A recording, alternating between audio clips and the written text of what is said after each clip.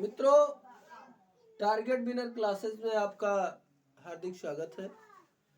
और हम चाहते हैं कि आप हाई स्कूल बोर्ड परीक्षा की तैयारी अच्छे से अच्छे ढंग से करें। इसलिए आज हमने एक टॉपिक चुना है जो हाई स्कूल इंटरमीडिएट दोनों परीक्षाओं के लिए बहुत ही इम्पोर्टेंट है। वो है हमारा प्रत्यावर्ती धारा डायनमो। प्रत्यावर्ती धारा डायनमो। प्रत्यावर्ती धारा डायनमो। बेटा, प्रत्यावर्ती धारा डायनमो जो है ये विभिन्न नामों से आया करता है। प्रत्यावर्ती धारा डायनमो है, जनित्र नाम से भी आ सकता है और जनरेटर नाम से भी पूछा जा सकता है। ये तीनों एक ही नाम है, चाहे डायनमो कहा जाए, चाहे जनित्र कहा जाए, चाहे जनरेटर कहा जाए। सबसे पहले आखिर ये है क्या, इसका परिचय कराएं। तो बेटा, ये प्रत्यावर्ती धारा डायनमो जो होता है, अगर इसके परिभाषा की हम बात करें तो इसकी परिभाषा जो है, प्रत्यावर्ती धारा डायनमो ये यांत्रिक ऊर्जा को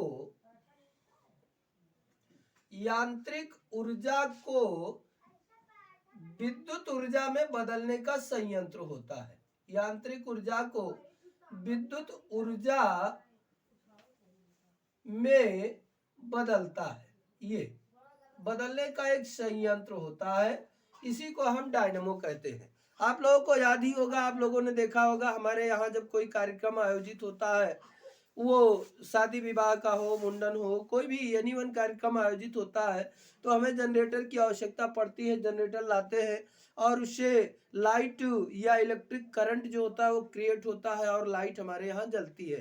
तो ये वही चीज है जो यांत्रिक ऊर्जा को विद्युत ऊर्जा में बदलने का काम करता है। इसकी संरचना हम देख ले बेटा।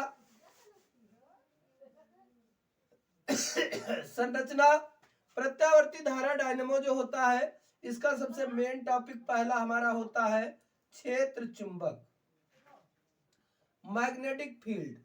ये पहला टॉपिक हमारा होता है। बेटा, प्रत्यावर्ती धारा डायनमो जो होता है, ये इसमें दो प्रबल, अत्यंत प्रबल चुंबक लगे होते हैं। ये प्रायः नाल चुंबक का यूज किया जाता है बेटा। और ये एक दूसरे के विपरीत ध्रुवों में लगे होते हैं। एक का नॉर्थ और दूसरे का साउथ पोल होता है।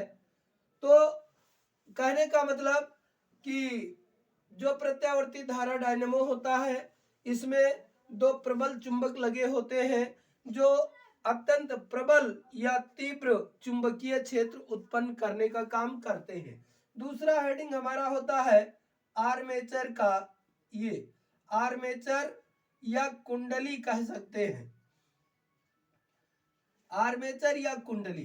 बेटा, दोनों चुंबकों के बीच में, इस प्रबल चुंबकीय क्षेत्र के बीच में इस्पात की बनी हुई या धातु की बनी हुई एक आयताकार ए, बी, सी और डी एक कुंडली लगी होती है, एक आर्मेचर लगा होता है, जिसके ऊपर हम करते क्या है, पीतल अथवा तांबे का विद्युत रोधी तार लपेट करके, ये जिसके ऊपर पीतल अथवा तांबे का विद्युत रोधी तार लपेट करके आर्मेचर बना लिया जाता है, या यूं कहिए कुंडली तैयार कर ली जाती है। तो आर्मेचर क्या होता है?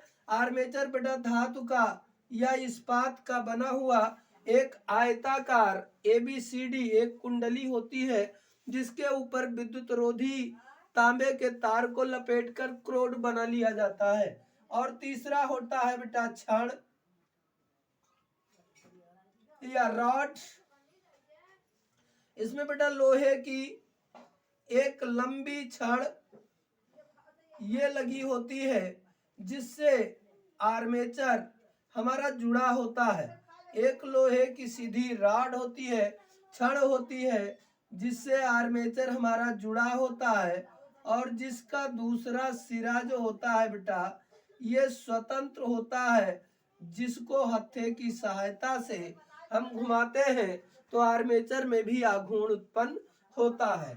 और चौथा होता है बुश तथा वलय। बुश तथा वलय। बेटा ये जो हमारा प्रत्यावर्ती धारा डायनामो होता है, इसमें पीतल के बने हुए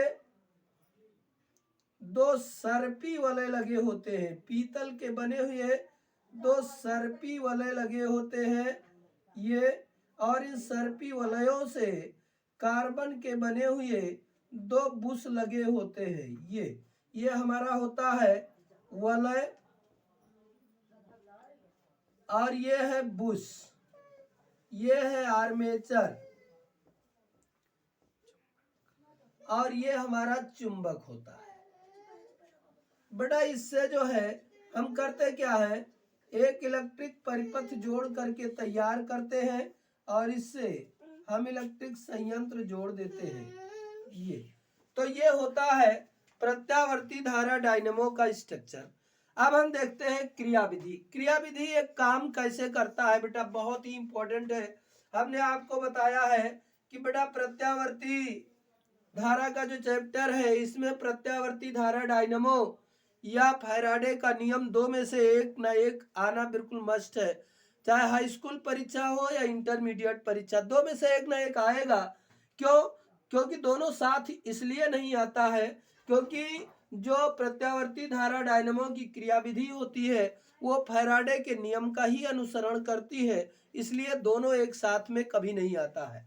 तो फैराडे के नियम के आधार पर ही देखें बेटा, जैसे ये कुंडली हमारी रखी है, ध्यान दीजिएगा, ये कुंडली है, ये चुंबकीय क्षेत्र है। अगर इसके समांतर रखी है तो इसका कम से कम क्षेत्रफल मिल रहा है, इसलिए फ्लक्स नहीं उत्पन्न होगा।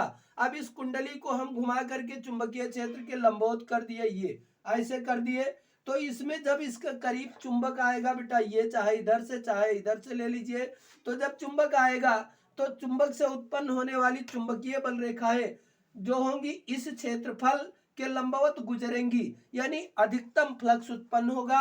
तो कहने का मतलब जब कुंडली को घुमा करके लंबवत करते हैं ये, तो उत्पन्न फ्लक्स का मान मैक्सिमम होता है, वो भी पॉजिटिव।